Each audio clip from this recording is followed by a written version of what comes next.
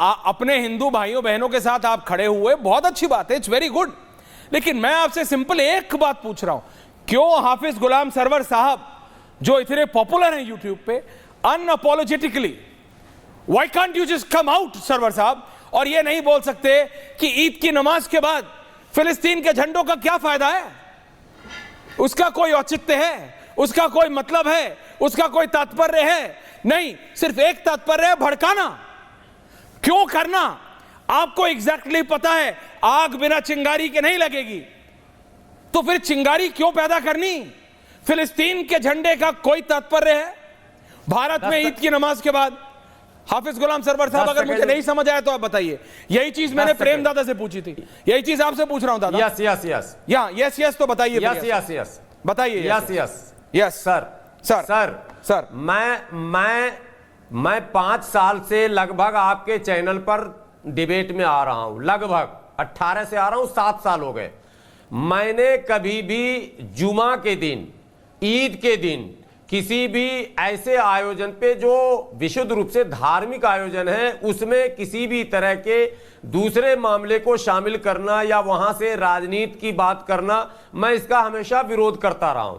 और मैंने मुस्लिम संगठनों को भी कहा, जैसे ये काली पट्टी बांधने का आह्वान करना, ये करना, मैंने कहा भाई नमाज को नमाज रहने दीजिए और बाकी चीजों के लिए आप अलग से आह्वान कीजिए, अलग से अपील कीजिए। ठीक है, काली पट्टी पहन के आप पद यात्रा निकाल लीजिए, वो तो ठीक है, मौन पद यात्रा कर लेंगे हम, लेकिन मस्जिद को राजनीति का अखाड़ा नहीं बनाया जाए और मस्जिद के भीड़ का इस्तेमाल न किया जाए, ये मैंने शुरू से कहा, ये मेरा आज भी ये फिलिस्तीन के झंडे पे तो बोल दो, 3 मिनट से बोल रहे हो सरवर साहब, ये फिलिस्तीन के झंडे पे तो बोल दो, इसका क्या औचित्य है? अब एक ही सवाल 3 बार रिपीट कर दिया था। अब मेरा सवाल, चलो आप आ जाओ।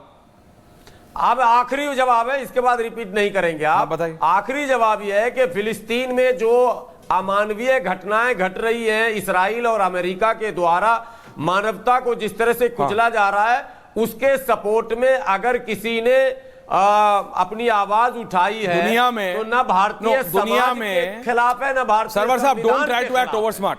अनुराग भदौरिया जी को भी लाइए। सरवर साहब देखिए, मैं आपकी बहुत इज्जत करता हूं, ये बात जानते हैं, आप जो अच्छा काम करते हैं। आप कह रहे हैं दुनिया में सिर्फ एक ही जगह मानवता पे प्रहार हो रहा है, सिर्फ एक ही जगह मानवता पे प्रहार हो रहा है दादा, और वो फिलिस्तीन है। नहीं, मैं आपसे पूछ रहा हूं, आप एग्जैक्टली जानते हो क्या हो रहा है? मैंने आपको बोला आग भड़काने से लगती है, आपको एग्जैक्टली पता है फिलिस्तीन के झंडे से क्या होगा? क्या आप मुझे कह रहे हो पूरे दुनिया में, पूरे ब्रह्मांड में सिर्फ एक ही जगह मानवता पे वार हो रहा है और वो है फिलिस्तीन, बाकी पूरी दुनिया में शांति है? नहीं ना, आपको एग्जैक्टली पता है। ईद की नमाज के बाद सब कुछ अच्छे से निकला। मैंने आपसे डिबेट भी की थी कि पूरी देश हिल गया, भाई क्या हो गया कि होली जुम्मे पे आ गई, वो भी शांति से निकल गया। ईद की नमाज के बाद फिलिस्तीन का झंडा, इट्स लाइक 2 पत्थरों को, 2 रॉक्स को, ड्राई रॉक्स को आप घिस रहे हो, चिंगारी। आपको एग्जैक्टली पता है सरवर साहब, आप भी जानते हो। उसको डिफेंड करने के लिए आप बोल दो वहां मानव, अभी हो रहा है क्या? अभी से हो रहा है, अभी से हो रहा है, जब से मैं पैदा हुआ हूं उससे पहले से हो रहा है।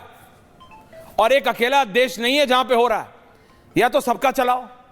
एक क्यों चलाते हैं? डेलिबरेटली क्यों चलाते हैं? आपको एग्जैक्टली पता है सरवर साहब क्यों चलाते हैं?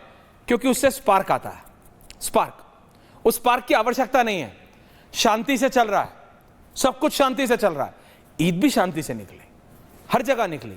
उसके बाद जानबूझ के कोई डेलिबरेट लोग समाज में भड़काने के लिए ये करते हैं, वही मेरा है। आप तो कम से कम बोलो, आपने बोला ना यूट्यूब, आपके प्रेम जी जब कुछ सनातन से कनेक्टेड होता है तो कहते हैं कहां है धर्मगुरु जी, कहां है वो अपने छतरपुर वाले, कहां है देवकी नंदन जी, कहां है ये, कहां है वो, लाओ बोले।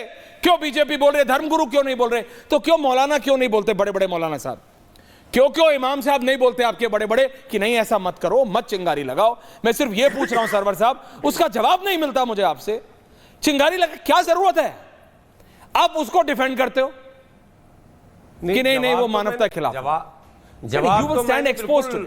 जी प्लीज बताइए मेरे को। नहीं, मैंने वाज़ेह तौर पर जवाब दे दिया सर। वाज़ेह मैंने ये कह दिया कि मैं और मेरा संगठन ऑल इंडिया यूनाइटेड मुस्लिम मोर्चा सदैव इसका विरोध करता रहा है कि मस्जिद का इस्तेमाल कभी भी इस तरह का नहीं होना चाहिए जिससे गलत संदेश जाए। आपको फिलिस्तीन का समर्थन करना है तो आप जाइए जंतर मंतर पे परमिशन लीजिए सरकार से, आप इसराइल के एम्बेसी का घेराव कर लीजिए, आप अमेरिका के एम्बेसी का घेराव कर लीजिए, जो भी प्रोसेस आप कर सकते हैं जो भारत के संविधान में संभव है, लेकिन मस्जिद का इस्तेमाल नहीं हो। हम और मेरा संगठन ऑल इंडिया यूनाइटेड मुस्लिम मोर्चा सदैव बोलता रहा, मेरे राष्ट्रीय अध्यक्ष का भी बयान आता रहता, हम काली पट्टी के भी खिलाफ हैं, हम जुमा के दिन मस्जिद में इस तरह के ऐलान का भी विरोध करते हैं। लेकिन हम एक सवाल करते हैं आप लोगों से भी कि अगर कुछ लोगों ने ऐसा कर दिया तो हिंदुओं से वो आप लोग मतलब असामाजिक, नहीं, आप लोग मतलब न्यूज वालों से कि आपका मतलब सनातनियों से है, हिंदुओं से है, किससे है? क्योंकि आप ऐसा बोलते नहीं है। आप लोग आपका मतलब आप भी तो भारत के हैं। तो आप नहीं है क्या भारत के? तो आप हम तो सब भारत से के हैं। हैं। अरे हम सब भारत के हैं। हाँ तो हम तो सबसे बोल रहे हैं। आज आप फंस क्या रहे यह हो। असामाजिक आज या आप फंस रहे हो। असंवैधानिक है क्या? नहीं नहीं, मैं आपको कह रहा हूं, आप बात समझिए। देखिए सरवर साहब, आप बहुत समझदार हैं, आप एग्जैक्टली समझते हैं, लेकिन अनुराग भदौरिया, क्यों हम क्लियरली नहीं बोल सकते कि आग लगाने की जरूरत नहीं है, भड़काने की जरूरत नहीं है? प्रेमदादा को सुना आपने, बीजेपी को सुना आपने। जी अनुराग जी। मुझे सबसे पहले सभी लोगों को, सभी देशवासियों को, हमारे साथ रोहित जी भाटिया जी आ रहा है उसके बाद, सभी को ईद की बहुत सारी शुभकामनाएं और मुबारकबाद। लेकिन भारतीय जनता पार्टी के प्रवक्ता की आवाज सुन के ऐसा लगा कि बहुत विपक्ष में है, बेचारे सत्ता में तो है ही नहीं। वो कह रहे हैं कि बांग्लादेश में हिंदुओं पे अत्याचार हुआ तो कोई नहीं बोला। अरे हम तो बोल रहे हैं, आप आगे बढ़ो ना, हम आपके साथ खड़े हैं। आप लाल आंखें दिखाओ ना, ऐसी करो ना बांग्लादेश की, सब आपके साथ खड़े हैं। और आप सवाल पूछ रहे विपक्ष से या दूसरे नेताओं से कि आपने क्यों नहीं बोला, आपने क्यों? अरे आप सत्ता में हैं और सत्ता में रहने के बाद आप हमारी तरफ देख रहे हैं। हम तो कह रहे हैं हम आपके साथ खड़े हैं, आप बढ़िए ना आगे। लेकिन आप आगे नहीं बढ़ेंगे क्योंकि आप कुछ नहीं करेंगे, आप खाली विपक्ष पे दोष देंगे। सत्ता पक्ष में रहते हैं तो विपक्ष को दोष देते हो, विपक्ष में रहते हैं तो सत्ता को दोष देते हो। मतलब आपको कुछ नहीं करना है, आपको खाली उंगली उठानी है। अरे मैं कहता हूं फिलिस्तीन का झंडा कोई दिखा रहा है तो आपने उससे पूछताछ की, कौन है, किस लिए दिखा रहा था? या आपने देखा जिस तरह से थूक लगा के रोटी बनाते हुए वीडियो आए हैं, या जिस तरह से इस तरह की घटनाएं हुई हैं, कौन है जेल में? जरा बताइए, किसको पकड़ के आपने जेल में डाला है कि खाली कहानी बताते हैं? अगर जेल में डाला है तो पब्लिक कीजिए, कौन है वो लोग, उनको जेल में डालिए जो इस तरह की घटनाएं करते हैं। ये डिबेट के लिए आप मत रखिए कि थूक लगा के रोटी बनाते हैं, वो खाने में गंदगी करते हैं तो नहीं, मेरा डिबेट आज उस गंदगी पे नहीं है। कौन लोग नहीं, आप मेरे को इसका तात्पर्य समझाइए। अरे आप नहीं, आप नहीं, मैं आपसे ही पूछ रहा हूं। रोहित जी आ रहा हूं, प्रेम जी देख रहे हैं आप ना, सरवर जी ने जवाब दिया और अनुराग जी, ईद की नमाज के बाद सब कुछ शांति से निकला। फिलिस्तीन के झंडे का समाजवादी पार्टी के प्रवक्ता से मैं पूछता हूं, उनको कोई औचित्य दिखता है? अगर मुझे नहीं दिख रहा तो मुझे समझा दीजिए, प्रोफेसर हैं आप, कर्तव्य है आपका, दायित्व है आपका, मुझे समझाइए कि भारत में अच्छे से खुशी से ईद की नमाज के बाद फिलिस्तीन के झंडे का प्रोफेसर भदौरिया क्या तात्पर्य है?